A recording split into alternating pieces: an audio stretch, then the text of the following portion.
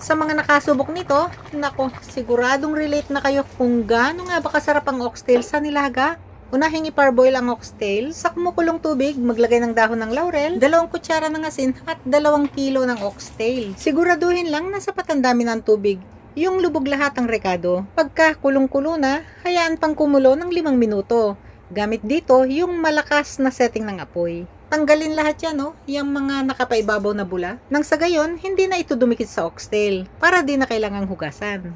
Hanguin, saka na itabi. Para makasiguro sa mas masarap na pagkakaluto ng nilaga, huwag lang ito basta ilaga. Bahagya mo nang iprito ang oxtail sa konting mantika sa malakas na apoy. Bakit naman kailangan pa itong i-sear? Para naman mas mapalabas ang linamnam nito, mas maganda at nakakaganang itsura, hindi rin ito basta-basta madudurog sa mahabang oras ng pagkakaluto. Itabi na muna itong mga nalutong oxtail. Sa kaparehas na proseso, lutuin na rin itong natitira pang oxtail. Pagka ganyan na yung itsura ng pagkakaluto nito, ilagay na ang bawang. Gisa-gisahin hanggang sa medyo tostado na yung pagkakaluto ng bawang. Sunod nang ilagay ang sibuyas. Ilagay na rin yung mga napritong oxtail kanina. Patuloy lang ang pagigisa hanggang sa maamoy na ang bango ng sibuyas. Ngayon, timplahan na ng patis, pamintang durog at pamintang buo. Yung pamintang buo, di nga lang nakuhanan sa camera. Halu-haluin, lutuin ng 1 minuto lang. Ilipat na sa pressure cooker para naman tipid sa gas, tipid pa sa oras. Maglagay ng sapat na dami ng tubig.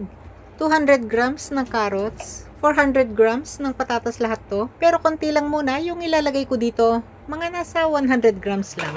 Ilak ng mabuti ang pressure cooker. Lutuin sa malakas na apoy hanggang sa marinig na itong pumipito. Pag ganyan na yung tunog ng pito nito, patuloy pang lutuin ng 5 minutos sa malakas na setting ng apoy pa rin. Saka na hinaan ang apoy at lutuin ng 30 minutos pa. Siguraduhin lang na kahit sa mahinang apoy, pumipito pa rin yung pressure regulator nito. Matapos nga ang 30 minutos, isara na ang apoy. At hayaan lang itong nakatakip ng 30 minutos pa. Yung natitirang init pa sa lutuan, patuloy nitong palalambutin yung oxtail. Sa ganitong paraan, ng hinay-hinay na pagkakaluto, mas masarap ang pagkakapalambot ng oxtail. Yan o, kasarapan na yung pagkakapalambot. Para sa medyo manamis-tamis na lasa ng sinabawan, ligisin lahat itong carrots. Ligisin din ang patatas, pero 1 piraso lang. Para naman may bahagyang lapot yung sabaw.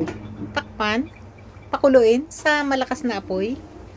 Ilagay ng mais, 350 grams. Lahat na rin yung natirang patatas. 2 kutsarita ng asin, beef cube sana, kaso wala. Pwede rin ang chicken powder. At 1 kutsarita ulit ng durog na paminta. Takpan, pakuluin. Pagkakulo, lutuin pa ng 10 minuto sa mahinang apoy. Yan o, malambot na yung mais, saka yung patatas. Tikman para may husto yung lasa. Kanyama na.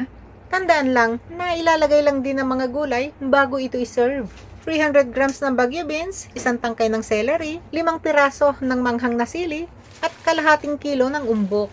Mas masarap pa nga sana ito kung may saging na saba. Kaso nga lang, nataon na wala nang mabili sa palengke. Hindi kasi laging available dito sa amin ang saging na saba. Lutuin pa ng mga 3 minuto. O kaya naman ay hanggang sa makita na medyo lanta na yung pagkakaluto ng gulay. Gamit dito yung malakas na setting ng apoy. Ingat lang pala sa paghahalo Malambot na kasi yung oxtail para naman makasiguro na hindi ito mapirait. Pinakapanghuli, budburan na ito ng dahon ng sibuyas. Sa mga hindi pa nakasubok nito, naku, try nyo man. Malamang sa magustuhan nyo rin to. Eto naman, yung pinakamasarap na sausawan nito. Pero, kanyama na puning sabo, kalasa na.